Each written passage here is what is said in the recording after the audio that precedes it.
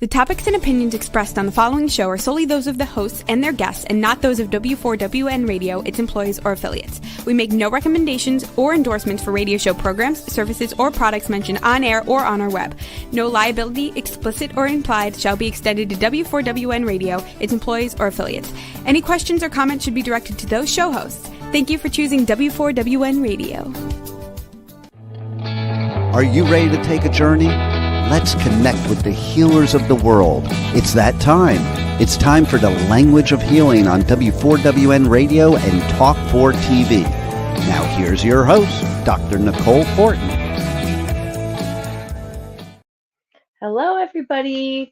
Welcome to the Language of Healing, W4WN.com, every Tuesday at 2 p.m. Eastern Time. I have a little friend with us today, too. This is Flora. Say hi. Just a little pet sit over the holidays. I love her. She's such a cute little pupper, and loves to be right by my side. So she's gonna be with us today, which I'm excited about. A little mini guest, but we have another great guest, the main guest here today with us, and very seasonally orientated. Of course, just the timing of everything works out well, or I think, because today we're talking about healing in real time and being yourself while breaking generational cycles. And what a better time to see the cycles, see the generational stuff come up around the holidays, because this is a time when maybe we meet with our families, or things can often get triggered in the hustle and bustle, and it's kind of coming back in winter time, and at least we're now officially in the winter. We hit the solstice here in the Northern Hemisphere, so that is a time of deep rest and reflection, hibernation, and it's a time where we can let things lie, and like the leaves falling from the trees. What do we let go of, and what do we want to bring back into our new year, our fresh year? So let's explore a little bit about that. Today we have our guest, Trinity Ibrena, and she, author, speaker, badass businesswoman. Let's bring her on and have this chat today. I know you talk about many things, but today's generational cycles, patterns, traumas. Yes. Thanks for joining us. Happy to see you. Thank you for having me. I am excited to be here. Mm-hmm. Yeah. So how is this season going for you so far? So this season, like literally or metaphorically, because I can tell you about both. Yeah, both. I think that's the key of healing. The language of healing is knowing that it is many different avenues. It's not just one thing, right? So this season for me has been very trying. So I am working on healing in terms of like my health. This is the second year that I've been navigating chronic illness out of nowhere. Some sort of mitochondrial disorder is where we're at. I've seen over 16, 17 specialists just in this past year alone. And I was a completely healthy gym girly doing all the things.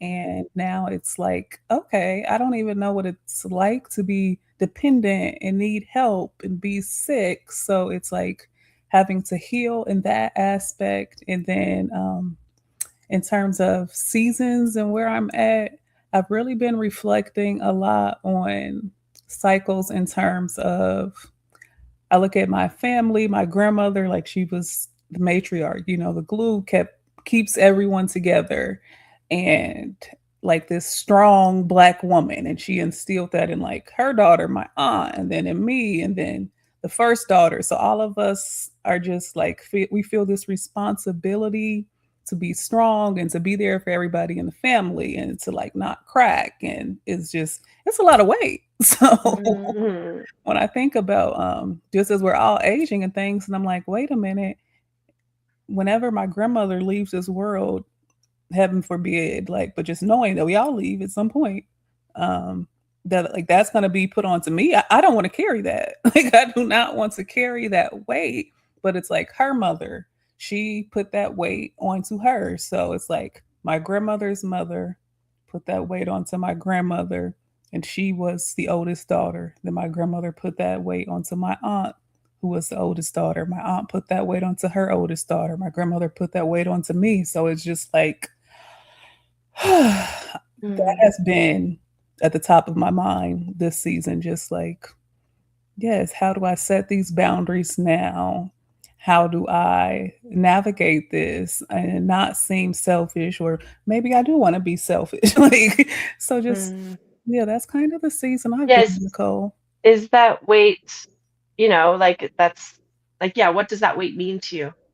What does that? I'm also a firstborn daughter, I So, guess. so So maybe I can relate. yes, I'm like, does any of this sound familiar to you? Yeah, well, yeah, I think there's a what comes to mind when you're speaking about that is, taking care of the family, Mhm, making sure that things are like glue, right? That mhm, someone is taking care of the planning, the organizing. Oh, what's going to be on the menu for this mhm. dinner? What's, like the strategy. Yes. Um, Although I will And say that my younger sister takes on more of that role just naturally. So, but there's also that, like in a broader sense, not just seasonally, but you're the one looking out for everybody. And Mhm. then, yeah, maybe the note on the selfishness is where that comes from because, oh, when do I stop and take care maybe of myself more? And Bingo. then, in your current situation, you've um, had to come to some kind of acceptance or navigating this chronic illness or this new way that your body is moving and being in the world. There's a lot to So navigate, and I'm sure we're not alone in that. yes, and you said it perfectly because it's like, at what point do you focus on yourself? And if you're the strong person and you're like this matriarch and you are looking out for everyone else, whether it's your younger siblings, whether it's cousins, partners, whomever it is, it gets to a point where it can take a toll on you, like mentally, physically, emotionally. We talk about healing, and it's like those are all different areas that like you get to a point where you can burn out. And I think that is the piece that has made it such a priority in my life is watching my grandmother and seeing how it's like she's burning out, and it's because you give so much of yourself to others. And it's like this internal conflict for me because it's like, yes, I want to help, I want to be there, like that's my family, of course I want to do those things and be all of that to those people, but it's like to my own detriment. So it's just like finding that balance and setting those boundaries. And that's the piece where I feel like watching her, it's like she raised me. So I was raised by my grandmother from the age 7 to 17. So just really watching her up front and seeing, like, even that, like, you raise your grandchildren. So it's like doing all of these things and now seeing her kind of burn out. I'm like, I don't want that. So I'm a very observant person. And I'm just like, I think about, like, what do I want my life to be like and all the things. Like, and I'm very reflective. So that's how I ended up writing my book, Take It from Trinity. So it's just like a lot of reflections, and I reflect on things like this and just like wisdom and affirmation. So that kind of helped me with my healing, like one, reflecting, writing my thoughts down about all of this, then just observing others and seeing like what does the healthy version of this look like. So having my lived experience and just wisdom, and then turning that into some affirmations. What can I say to myself to help me get through this? And then just some questions, some thoughts for other people. So it's like a pause to ponder section in the book where it's like, okay, let me help you think about this. So I'm Oh, not the kind of yeah. self-help person where I'm like, I'm going to tell you what to do, but it's like, let's think through this together. Like, here's my experience. Like, think about your experience. And yeah. Yeah. And I think that's how we evolve as traditions, and we'll say a quote hierarchy is is has value, has purpose. It keeps us kind of in line or like part of the community. And but there's some aspects now that maybe in our more modern world that there's room to shift it, and you can't really Mhm. shift something without questioning, what are we doing this for? What? Like you just, or yeah, like that's a good point. Like, how do you recognize what's maybe your personality or part of you versus something that you've inherited generationally? Because That is, I think there are some people, like let's just take your grandmother for, a minute there. She's, I mean, burning out later in her grandmother years. So where many people are burning out in their 20s or mhm. how does that happen? But like I think that's partly personality. Some personalities will just take that and run, and that's them and their purpose.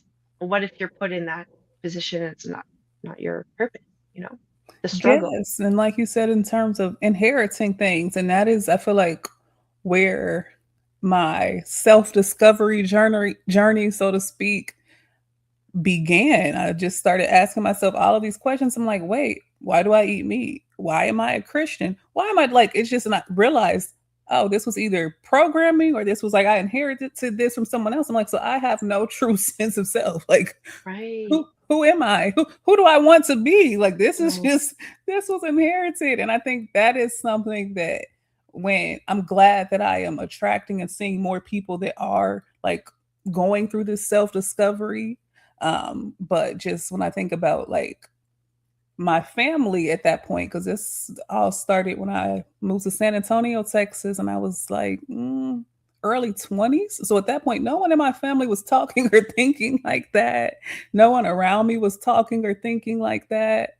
And it just has continued, like you were talking about evolving. I've just continued to evolve with like looking deeper at, well, what else did I inherit? And, Hmm. Yes.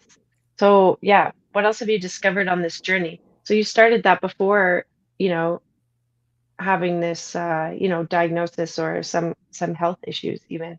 I think that to me is healing. That is part of your body is expressing and clearing out, trying to get rid of some of that stuff. Not always easy. It's definitely a challenge. Um, yes, like this is is, another perspective that when our body is expressing things, that is healing, you know, and even though looking, we don't feel healthy, right? yes.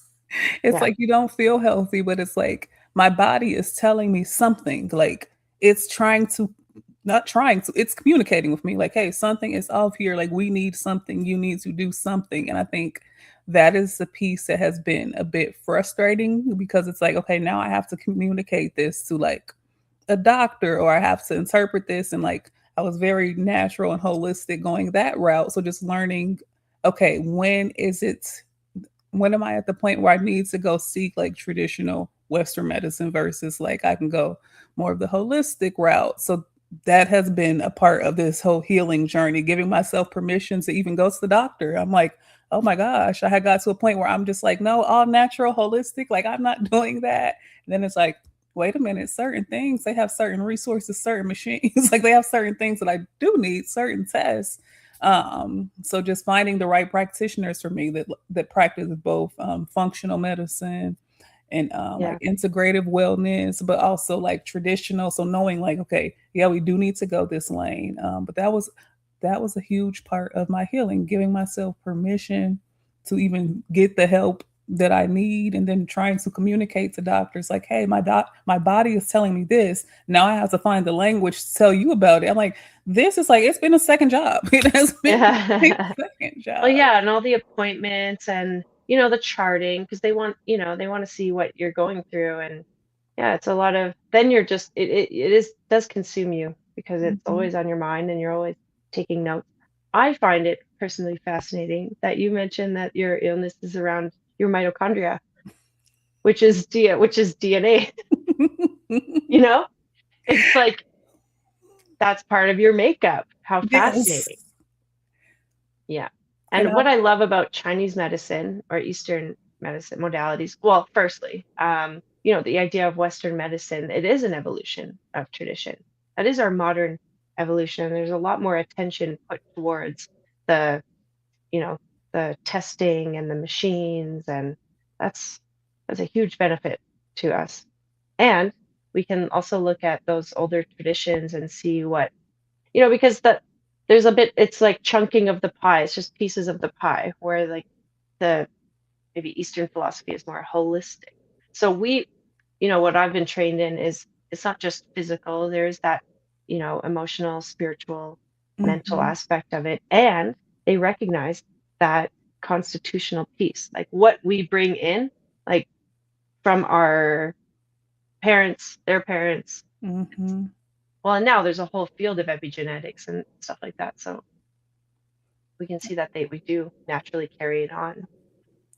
So, Yes, I found that so fascinating. Like the first appointment I had with an integrative wellness practitioner, and the fact that she was asking me, like, she asked me, were there, think back to when you were born, like, did your mother tell you about any issues like with your birth and just all of the questions she was asking me? And I'm like, no, like, doctor has ever asked me questions like this, but seeing how all of these things from childhood could be contributing to like my health now. Like I read The Body Keeps Score, and I was just like, that title is genius to me, because I'm like, it does keep score. So all of these things are still there, and they are impacting like what's happening today. And even like the mitochondria, like that's maternal. So that my mother, whatever was going on with her and her mitochondria, I'm just like, all of this is it, fascinating. Not happy to be in this situation,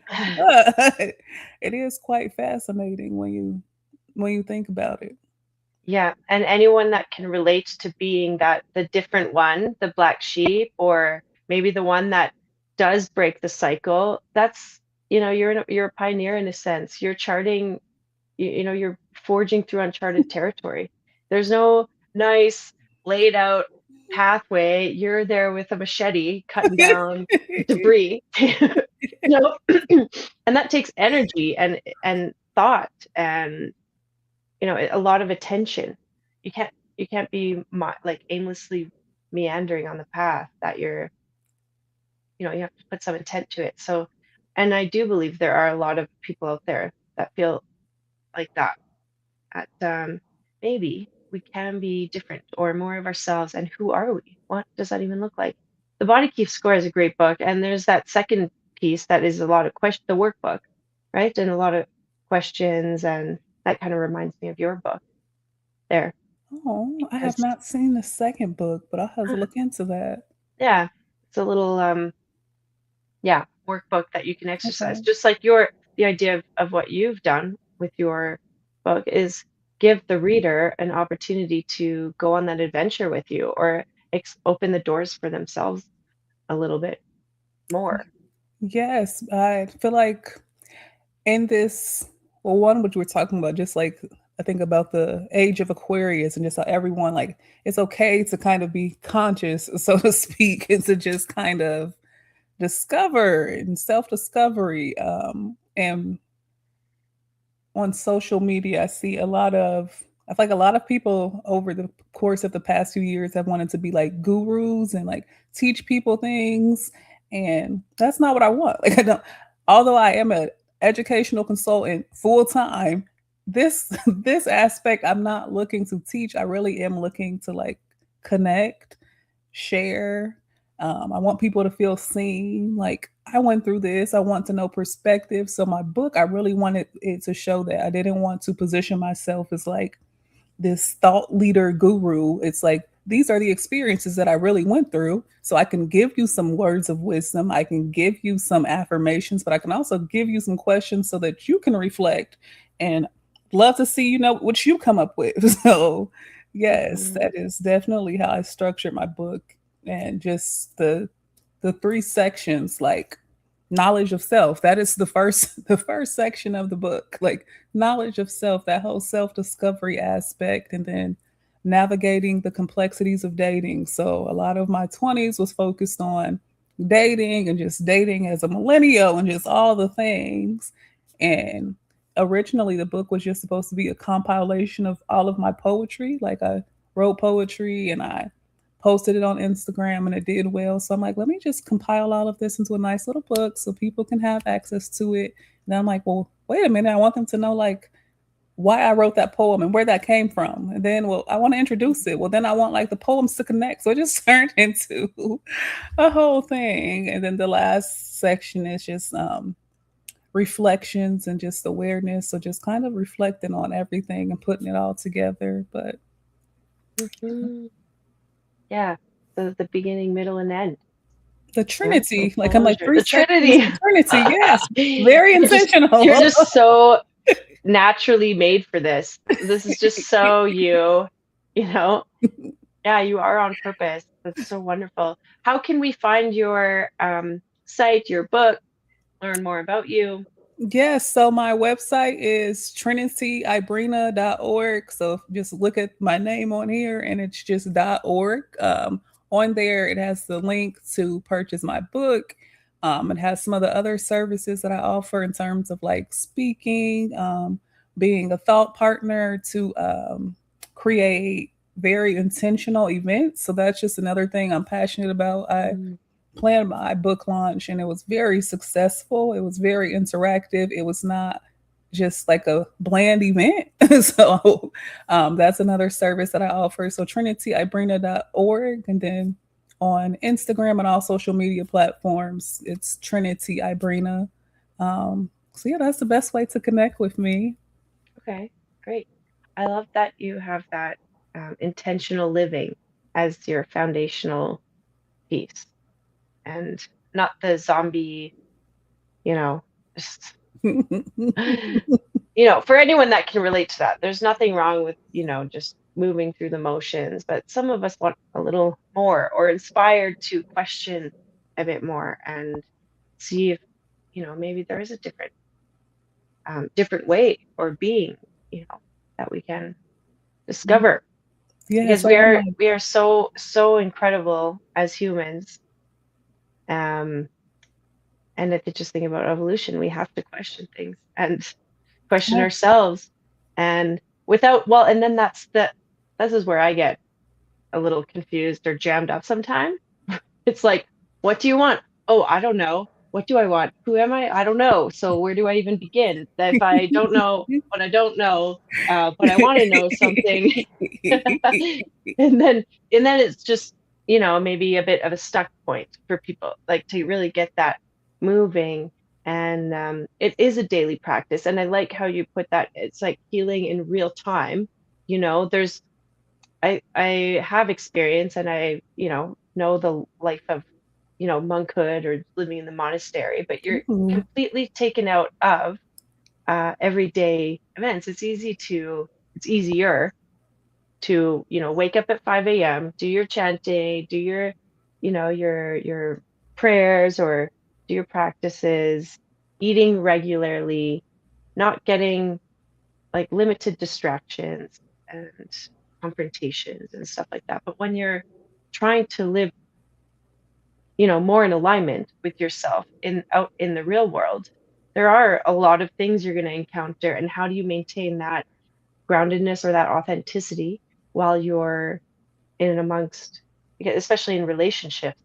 There's so many mirrors and reflections and things that come up along the way. So I think that's the true art, is how to, heal in real time, like in and amongst the chaos.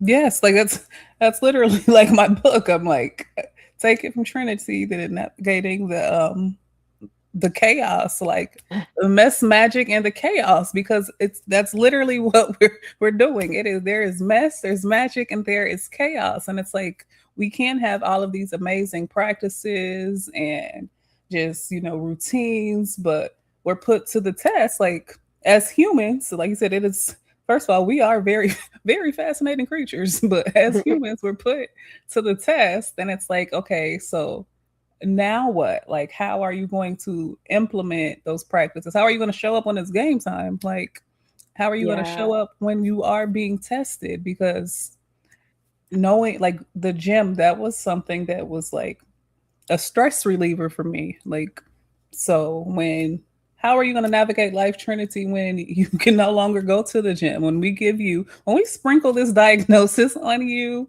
and like it holding my phone, like that is a lot for me. Like it's crazy. So when something like that happens and you're no longer comfortable in your body, it's like a new challenge. And just I was reading a book and it was talking about looking at chronic illness as an initiation, and I was like, I like that. Like, so just how I frame things in my mind has been very powerful with my healing framing. So looking at this is like, okay, I'm being initiated. Like I'm gonna get through this, and like I'm moving to this higher level.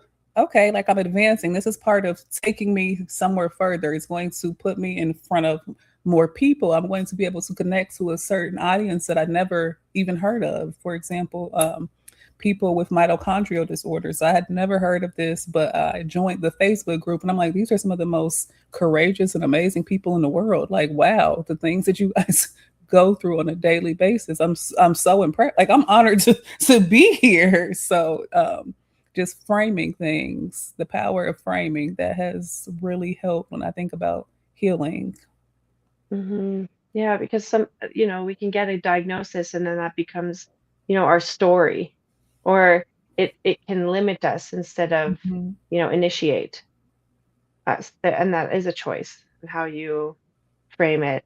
I mean, I'm all for a pity party. We'll just call it that. You know, like you're allowed to have that moment of why is this, what is this happening for? And why Yes. me? And because it is partly sad. You're grieving over a life that you had and having to accept the loss and moving forward, just like this kind of season right now of, the fall goes into the winter and it's like the hibernation mode. It's the quiet where things might not resurface in the spring. Mm, There are some things that we have to, let go and remember and move forward from. That can re- be a challenge in illness, chronic illness, especially. and realizing that grief is a part of the healing, like that is Yeah. something that I had to learn. I always associated grief like with the loss of a human. Like I lost this person, I'm grieving this person. So I was like, I've never experienced grieving like I don't myself, a version of myself. Like that's new territory for me. So being this completely able-bodied individual, it's like now I have handicap license plates. I would have never pictured anything like that. So it's like, yes, I definitely have to give myself that permission to grieve, and it's not this linear like, okay, Trinity grieved and then she was Check. better. Yeah, it's like Check. Yeah. I it's grieved. Done. Yeah. like it's so not like that. Like some days I No. am like so Layers. okay, I can laugh about it and it is so fine. And some days it's like I don't want to talk to anybody. I just want to have a pity party. I want to feel bad. This is not okay. You don't know what this is like. You can't relate. No one can do anything for me, and it's just like I'm I'm sad. So definitely just I think that is part of healing that many people don't often realize is that it's not linear and it's gonna go like this and that Yeah. and that and you're still healing. Like it doesn't mean like you messed up and I'm not healing anymore because I had this day. It's like no, that's a Yeah. part of it. Totally. Well, and even the language of healing, like in my logo, the L and the H, they're not, they're a bit off shape because it's like healing is not a linear journey, you I love know? that. And it does flow like a river, there's like different bends, and we can't you know create, like there are no straight. There's this architect that I really love, and his theory is there are no straight lines in nature, so everything he Mm. designs is quite, it's unlinear. It looks like a little different, and maybe we like the nice clean lines. We like to put things in a box, and have a reason to everything. We want to be able to explain everything and know what that's for. And life and the universe is just full of so much more mystery that, we have to trust a little bit that aspect. And And yeah, surrender. Hmm. yeah, hmm yes, yes, And Yeah, what does that word mean to you? that was like my word for, and that word came to me from a shrooms trip. I'll just be completely Yeah, transparent. That yeah, word yeah. All the answers are provided with those. that word, yes, that's a story for another day. But anywho, surrender. That word like came to me, and I was just like, okay, like I surrender. I surrendered, like, and it was like the theme of my year. And now I go back to that word because the first time I ever heard that word was in church. Like I think back, like where did I first get introduced to that word?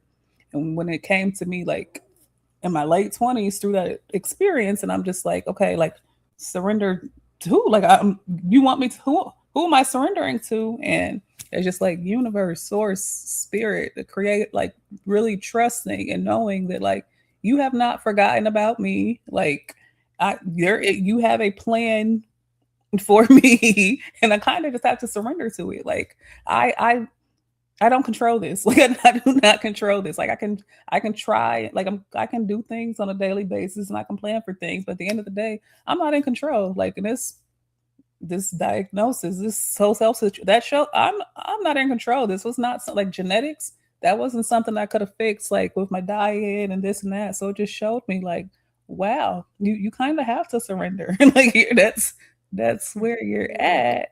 So yeah, surrender to me is just like trusting that force, that source, whatever, people want to call it, that higher power, that divine intelligence, but trusting that and like being okay. So it's not just like, okay, like, but I'm still gonna do this, and like, no, really like releasing it and just like, you know what, you got it. I trust you. It'll be worked out. Yeah, perfect expressions. Better than we could even, imagine sometimes. I Yes. mean, it's interesting though that, we have that little spark of inspiration of, you questioning the generational cycles and observing it in others. And then now it's like you'll never not be able to follow that purpose. You know, it's like now it's just there. So, how many of us are living in that confrontation, right? And acceptance versus avoidance Mm. of what is actually showing up in our lives, right? So yeah, what are some other things that maybe in your experience or things you've come up like found along the way around generational cycles Hmm. or the way we take on those inherited patterns and maybe some other ways that we can break some of it. And before that, even recognizing if it is That's that or that's not, right? That's what I'm gonna say. Yeah. That right there, I would say, is the Yeah. first step. Just Yeah. recognizing that it's a thing, that awareness, acknowledging that, like, hey, this did not start with me. Like, where did this come from? Like, having those conversations with oneself about why do I do the things that I do? Like, where did this come from? Like, I think about just for example, and I always I use my own self and my family, but drinking alcohol, like alcoholism, that is something that not everyone engages in, that not everyone's family, but it's like when I just see it as like the norm, it's like, okay, that's a generational thing for us. So it's like the men, the women, except for my grandmother. My grandmother does not drink alcohol. If you're watching this, I know you do not, but yeah, just like it can be something as simple as that. So it's to like more in depth, how I said, like being the first daughter and what that looks like. So recognizing and having those conversations with yourself around why is it that you do certain things that you do. And even with the religion thing, like I would took it a step further, and I called my grandmother and I asked her, I said, why are we Christians? Like there's other religions out there. Why do we choose this? Mm. So having those conversations, if you have the luxury of still having your loved ones, whether that's parents, grandparents, whomever, have those conversations with them. See, like, uh, is there some sort of explanation behind it? Is it something they thought about? And it was interesting to hear my grandmother's response. I'm like, oh, okay. So she's like, well, like this group of people, they believe this group of people, they believe that. And like kind of just like, black people, this is what we do. And I was like, that's how we got here. Mhm. Okay. So I'm like, I think I want to think a bit more deeply about that. And I want to, when I don't have children, but when I do have children, I want to be able to like, if my child were to ask me, Mom, why are we this or that? I want to be able to give them a very like thoughtful, profound explanation. So have those conversations with those people in your family if you can have those conversations, and then go back and have a conversation with yourself. Okay, how do I feel about this? What do I want? Is this the path that I want? Like when I decided to stop eating meat for some years, I just was like, wait a minute, I'm eating dead animals. Like when I thought about it like that, I'm like, that doesn't sit right with me. I don't want to do that Mm. anymore. Like, so I didn't stay there forever, but it's just like, and then giving yourself that permission to evolve. So if that is what you believe and that's how you want to, navigate during that time, if you turn 30 and you decide you want to change, then it should. I think like things should probably Right, look yeah. different. I know because we do have choice. We can change, you know, our appearance and I don't know. Just Yes. I was like looking, it's kind of funny. I had my 20th high school reunion this year, and I just looking at old pictures, I've always had just long straight hair, a type of necklace, choker Oh. It's just kind of funny that like I've just always kept that style, That is your signature. Yeah. And what I do it for is, well, I mean, because it's easy, I like it. It feels good, but but it is kind of fun, even just to try on something, a new look, Mhm. even that, like try a different makeup or a different color on yourself or something like that. But um, I digress. There's but in the in my work, because I'm dealing with, or I work with a lot of people that have various health conditions. Chinese medicine is in essence a preventive medicine, so you are getting treatment just to keep up with the natural rhythm of life. So ideally you're getting it when nothing is happening, and that's the Makes a point. lot of You sense. keep it, yeah, you keep up with, yeah, and then there's no stuck points, right? But say we have a difficult time going from the fall into winter season, and then but become the spring, we still have that little like kink in the chain that never got resolved, and it just, you know. But sometimes a good question is like, who does this belong to? Like, Mm, where did you get, like, why did that come from? Is that yours even, or is that I love something that.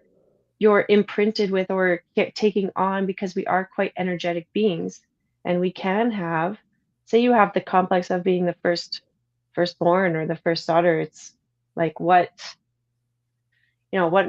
weight may be there and sticking to certain experiences in your life, and how liberating to just even ask that question, like, is that even mine?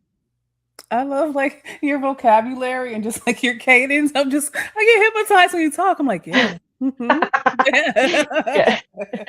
So No, because profound. I'm a deep thinker and reflector, and I'm, on this earth with a strong mission of, self-discovery. I love exploring and traveling the world, and I also love exploring myself, like Yes. what am I about? And how can I leave, maybe just a bit more light and, a splash of sparkle in this earth, on this world and universe that's can often be a bit sad and depressing, and there's a lot of not nice things, right? And a lot of dark days for people, the dark nights, Yes, that where, dark night of the soul. I remember when I yeah, learned about that concept, I was like, "Oh, that's what I'm going. Okay, yeah. that's And how this." many people are going through that without really having a way to express it, or having the words, the language to share that Mhm. with somebody?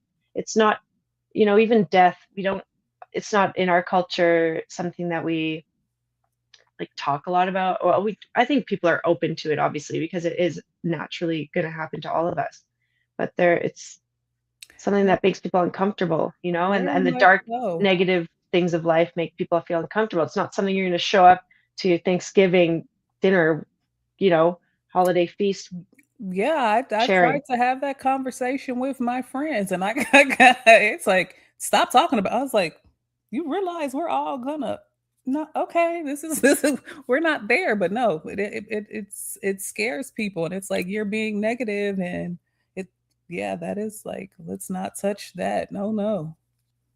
Yeah. And then it just keeps getting stuffed down. And that's where, um, you know, in the physicality body or the even the mental state that can deteriorate us when we don't give it light or honor that we're feeling that or going through that, and we try to stuff it away, and that compounding avoidance really doesn't do us any good in the No, and long it run. shows up in different ways. Like, that's one thing.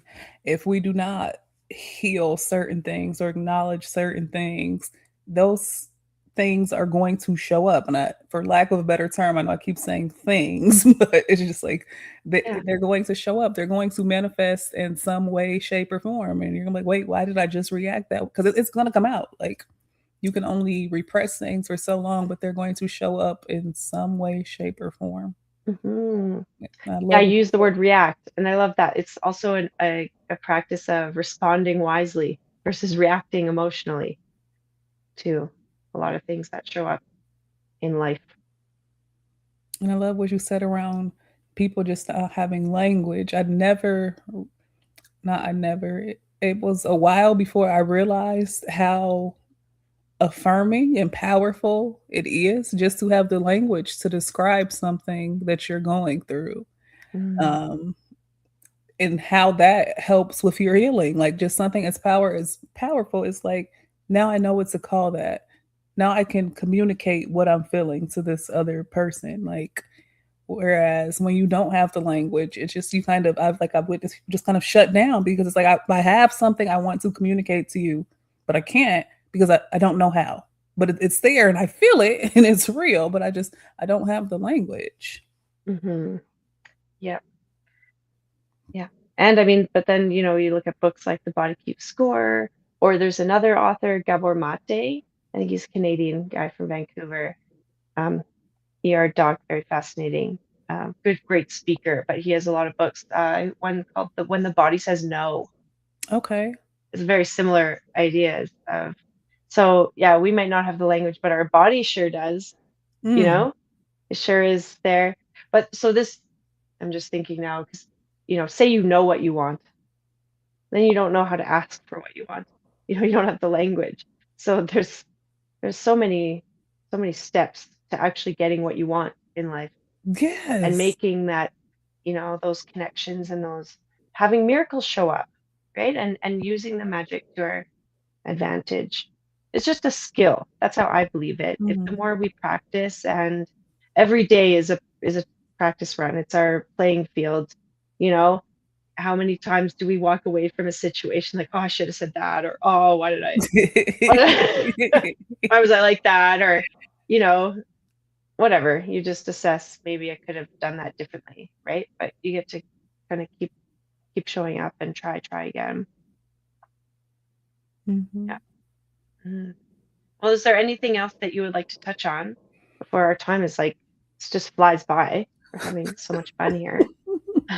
Yes, I'm just like, it's like kindred spirits. I'm like, I know it's about I me, know. but I'm like, I want to hear you talk. Like, I'm listening to you too. But just I'm trying to think of just concepts when it comes to healing that have been, I guess, heavy on me lately and what I've gone through. Permission. I think that has been, like I was talking about, permission and giving oneself grace. Because, like we said, it's not this linear process. So when you do kind of, I don't even want to call it a backslide because I don't think it's that, but when you have those moments, um, to where you are, I guess, things aren't working out how you wanted them to, you aren't responding how you want to, giving yourself that grace.